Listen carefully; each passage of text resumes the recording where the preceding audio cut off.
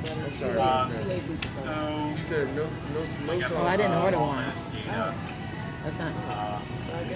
Somebody ordered one. Tamika did. Since Oh, the, yeah. is it okay to speak with the server there? No problem. Yes, please. I know you have limited time. Okay.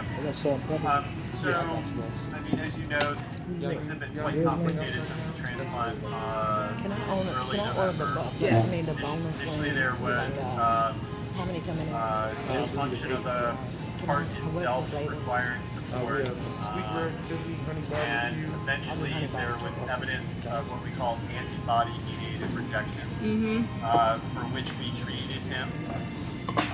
And what I mean by treatment is with pheresis, where we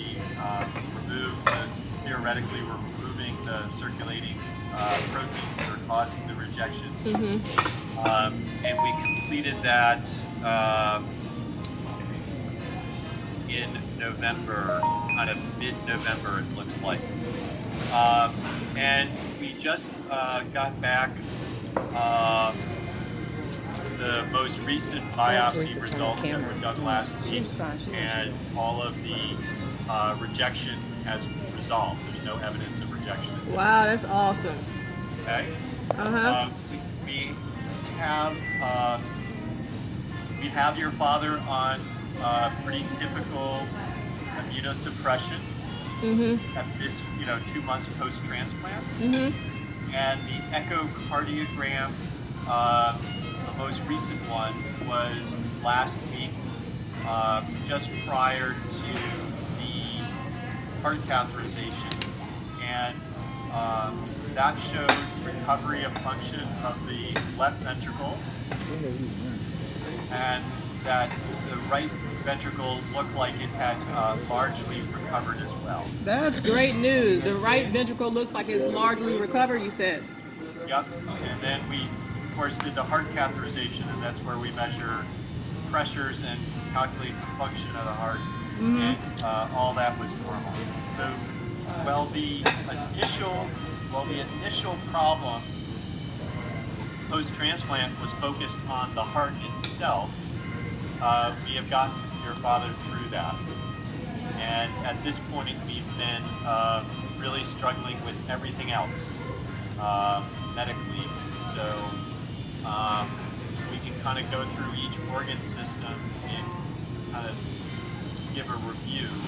But to start with, the first organ system, which is the heart, that has recovered and is doing fine at this point.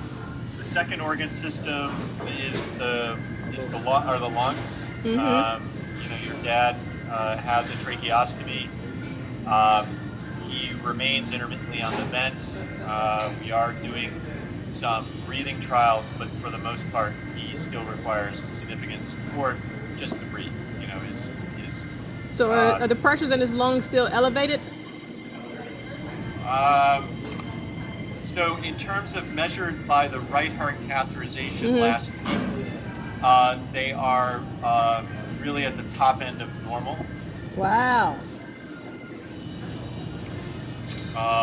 So I think that's reflective of multiple things, but remember, he's still on quite a bit of support. Right. And some of that support is going to help normalize the pressures in the lungs. So it's not an organic reading. It's just it's the combination of the meds that are giving you the rating.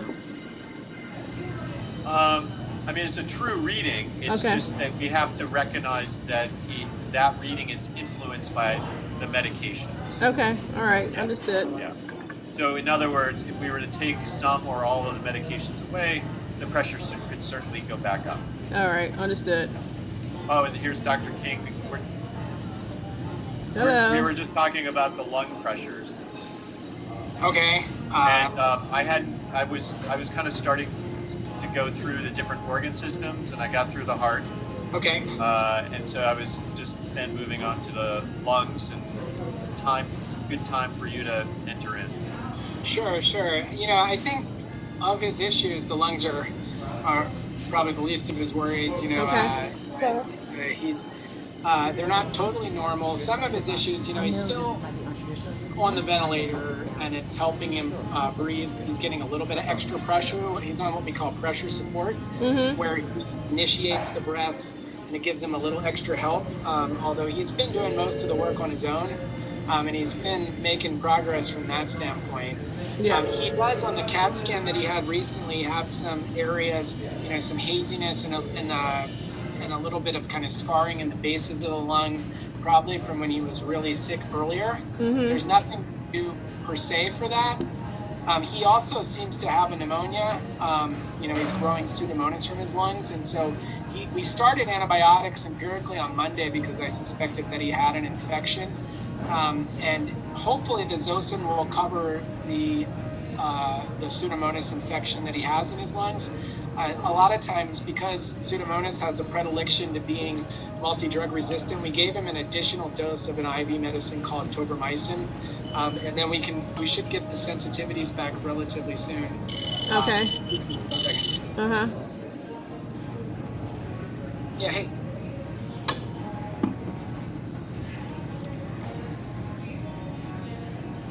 So, Dr. May, back to the heart. The heart is squeezing the way it should be squeezing. Both the right and the left. The ejection fraction looks good. So I think you have to keep in mind there's the appearance of the way the heart's functioning, like what we see on the echocardiogram, and then there's the performance measurements that we measure by the heart catheterization. And the reason I say it that way is that the right ventricle still appears somewhat sluggish in its contraction, but based on the numbers that we get, the hemodynamics measured by heart catheterization, the right heart is clearly performing well. All right, that's good. That's great news. And then we'll get another gas on for you. Okay, all right, thanks. Sorry about that. No. So, I think the lung infection's controlled. The trach will need to stay until he's stronger. But again, I think from a lung standpoint, he's okay. No major issues. We do need, he does have some residual scarring, which will probably be there. I don't think that'll be a long-term problem. He needs, to get stronger, to kind of come off the ventilator and breathe on his own. But we'll keep working on that and then treat the infections. So you said he's on 2 medications for the infection in lungs. Right, he's on Zosyn, and we gave him a dose of a medicine called tobramycin today. And then the infectious disease doctors are following him as well. Because while we're covering infections, he also has a bloodstream infection, which is a different bug. We don't have the specific bug yet, but it's Pseudomonas is what we call a gram-negative. This is a gram-positive infection, and it's in his bloodstream, and so he's on a medicine called vancomycin to cover that. And then we changed out all his lines. Probably the best place to introduce that would be, these catheters that are in your bloodstream. If they're in for a while, it's a portal of entry for bacteria, and everybody has bacteria that live on your skin that can get into. And then he's immune suppressed because of the transplant as well. And so it's something you see commonly in ICU patients. So antibiotics and then removing the sources. He does have a lot of soft tissue wounds and things as well, which are probably, which could also potentially be sources. So he's got, I think from being on medicine to keep his blood pressure up, poor nutritional status, steroids, all those things together, a lot of his wounds are not healing well. And so he has sort of portals of entry there too. Like he had a wound in his groin. That's where they actually had to do that operation today. There was like where the old ECMO cannula sites were. Yeah. That was open. And so I'd worry that could be a source of potentially of infection. And then the bottom of his sternal incision, I don't know if you can see it on camera, the very bottom of it has kind of opened up a little bit. And so Dr. Tang and Dr. Singh, both the surgeons, have reviewed it. We did a CAT scan to look for any sort of deeper seated infection. They both kind of weighed in and said, like a kind of vacuum type dressing that the wound care nurses will apply to kind of help keep the wound dry, and then antibiotics, and then they're going to try to put some sort of wound vac type dressing on the sternal area as well. It's a little more complicated because he's got the chest tubes in, so sometimes it's harder to get a seal. So we'll see response to that initial dressing. So in addition to the dressing, does he on any antibiotics He's on, yeah, to help the whole fight three specifically for the antibiotics sternum? and he's on a mycophenolate, which is an antifungal.